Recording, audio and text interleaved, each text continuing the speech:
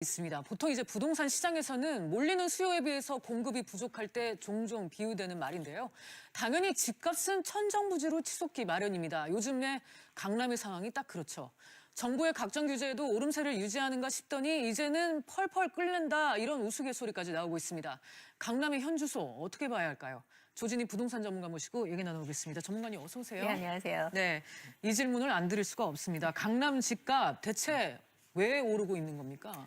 가장 중요한 게 말씀하셨던 것처럼 그 수요 공급의 논리에 의해서도 전체적으로 이제 서울 시내 특히 이제 강남권역 중심으로 해서 재건축 진행되다 보니까 계속 공급이 모자랄 것이라는 거에 대한 관망세, 그다음에 또 한 가지는 주변 그 아파트 가격들이 천정부지로 오르다 보니까 네. 미래에 대한 가치 기준 때문에 오히려 더 투자를 하자라는 쪽으로 몰리는 수요들 때문에 그렇다고 보시면 될 것 같습니다. 네. 그러면은 실제로 지금 얼마나 오른 상황이죠? 보통 이제 그 서울 아파트 평균 가격이 한 0.57% 상승했다고 하는데 그 송파 지역이 1.19%, 강남이 1.03%였습니다. 거의 평균치보다 2배가 올랐습니다. 근데 가격을 놓고 본다면은 2017년 12월 기준으로 했었을 때 강남권역의 아파트 평균 가격이 8억 9천만 원대, 그다음에 강북 지역이 4억 6천만 원대였습니다. 통계적으로 봤을 때 2013년 12월 이후 부동산 경기가 회복되었다고 했었을 때 2014년부터 2017년도까지 강남의 아파트 가격은 거의 42% 상승했고요. 강북 지역은 29% 정도 상승을 했습니다. 그러다 보니까 상대적으로 강남 지역의 상승폭이 크다 보니까 그거에 대한 기대치가 계속 물리고 나올 수밖에 없는 상황들입니다. 네.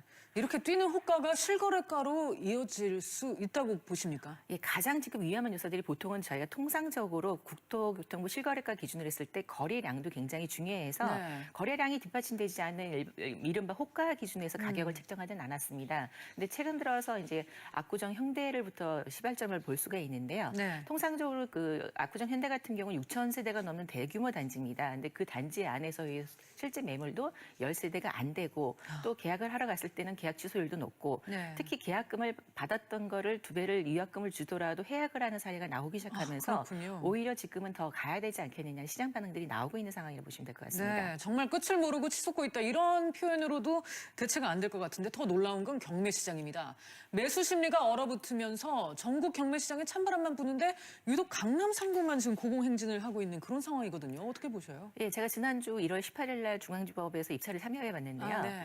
굉장히 많은 분들이 몰렸습니다. 그래서 보통 통상적으로 경매에 참여하시는 분들은 감정가나 낙찰 예절가 그리고 최소한도 그 시세 정도의 가격으로는 쓰기는 합니다. 네. 근데 이번 같은 경우는 시세보다 훨씬 높은 가격으로 그래요? 오히려 낙찰가를 써서 네. 갔던 사례가 있습니다. 그러다 보니까 이것을 그러니까 시장에서의 어떤 기대 심리를 반영하고 있는 건데 앞으로도 오를 것이고 실제 시장에 나가서 재건축 아파트를 못 살 바에야 경매를 통해서 분양권 양도가 가능한 그런 경우에 투자를 해보겠다라는 심리가 반영되었다라고 보시면 될 것 같습니다. 네.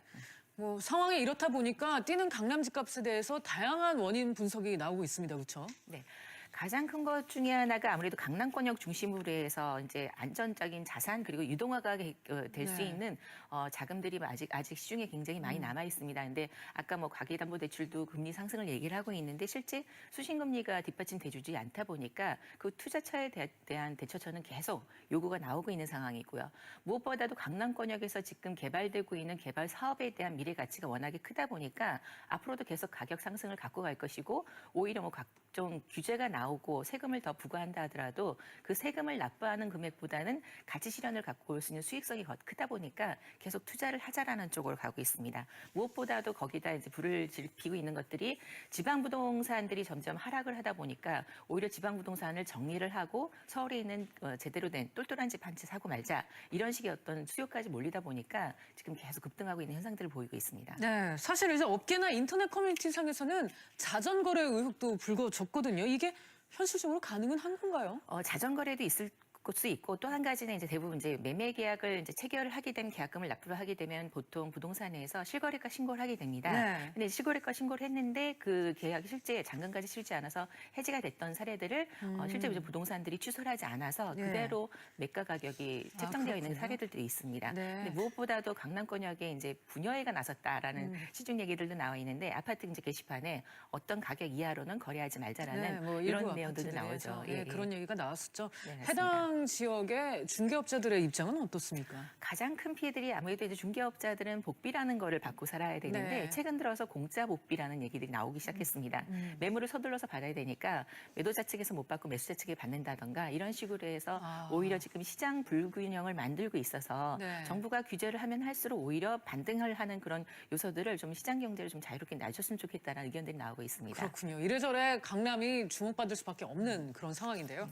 그가 이제 고강도 규제로 일변했던 정부의 입장으로서는 어떻게 손대야 할지 고민이 깊어질 수밖에 없을 것 같아요. 네, 그러니까 가장 그 어떤 정책을 실현하기 위해선 기본 자료라든가 근거가 있어야 되는 네. 부분이 있는데 저희가 이제 전자계약을 계속 정부에서 유도를 했었지만 실제적으로 지방에서는 거의 이루어지지 않고 그나마 서울에서 한 0.8% 정도밖에 실현이 안 됐습니다. 근데 그나마도 국토교통부에서 강제를 했던 것들이 이번에 공인중개사 협회로 넘어가면서 대부분 예전부터 부동산을 해오셨던 분들이 전자서명이라든가 전자계약에 어둡기 때문에 이게 실현화가 되지 않다 보니까 통계 자료라든가 근거를 만드는데 더 어려움이 있습니다. 그러다 보니까 어떤 지역에 대해서 핀셋 규제가 더 필요하지 않겠느냐 이런 것들을 통상적으로 근거를 잡기에 어려운 부분들이 계속 나오고 있다라고 보시면 될 것 같습니다. 네, 결국 단기적 규제로는 해결점을 찾기가 쉽지 않다는 얘기일 텐데요. 이런 의미에서 정부가 앞으로 어떤 방향으로 나아가야 될지 또 어떻게 대책을 좀 마련해야 할지 좀 조언 부탁드릴게요.